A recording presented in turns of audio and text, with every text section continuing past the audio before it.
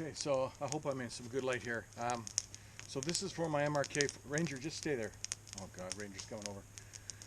This is for my MRK460 students, so I'm going to make a couple of videos about some things to do with the course, and I'm going to send this up to the website later on today. I'm also going to tweet this and put it on our Facebook page, etc., etc. First of all, let's talk about the big, huge final project. I asked you guys two different options. Option one was to do your presentation by virtue of video, and you'd submit the video to me and I put it on the website so other students could see it, right? So basically what you do is you just prepare like you would for a normal presentation, but instead of presenting to a class, you video each person's segment and then combine it all together. And then the second part was the report. And the report could just simply be like a written report that you would hand in to me, but instead you could do it by collaborating online, and then you just send it to me as one big file document by email or something like that. And then option two was that you would combine the video presentation and the information about the report. So basically one big, huge, video presentation. And I asked you to pick between the two. I've decided now to not force you to pick between the two. You can pick whichever one you want. Get away from the tripod, Ranger. Okay, come on. So basically what that means is you can decide on your own which would be best.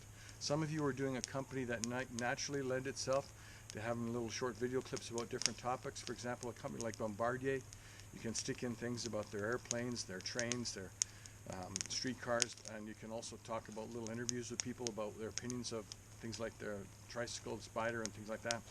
Other of you might find it more useful to talk about things sort of in a flat dimension, as if you would with a Word or a PowerPoint or that kind of a thing.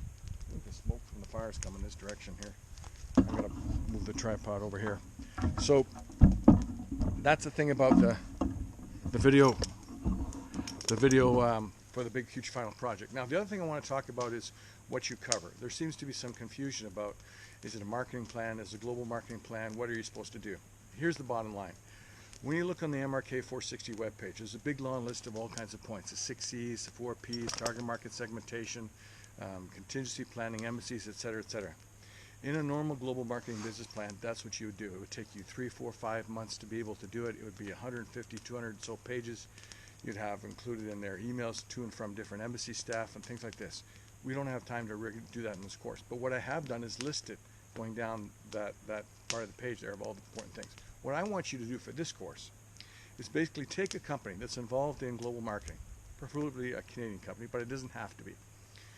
The reason why I say Canadian is so the rest of the class can have some identity as to what it is, and it's always a good thing to know what are some of the big companies in the country that you're living in for the next couple of years. Anyhow, you pick a company that's involved in global marketing, and then what you do is you look at all the different topics that I've taught you in the course, things like contingency planning, you look at ethics, you look at dealing with embassies and consulates, you look at weather extremes, you look at just in time, you look at strategic alliances, and you basically divide among your group, among the 3, 4, 5 people in your group, different people to do different topics. So one person may say, hey, that thing about just in time, he hasn't taught it yet, but I see there's a little video for it. I'm going to read about that, and I'm going to write about 3 or 4 paragraphs of why just in time is an important part of, say, Maple Leaf Foods, because that's a food processing company, right? It has to do with freshness of food and things like that. There may be another company that you're doing that has nothing to do with just in time. So you could just put a one sentence saying, we realize that just in time is important for some companies, but our project did not include that as a topic, and then you go on to the next topic. Okay, so basically what you do is I would print out on 4 or 5 pages the list of all the different things that I've taught you so far, plus the ones that are coming up in 4th week in March, and then you would just check off, is our company doing things that allow us to talk about that? And then you talk about it in a video or in a written document, which is your report at the end. I hope that that's useful.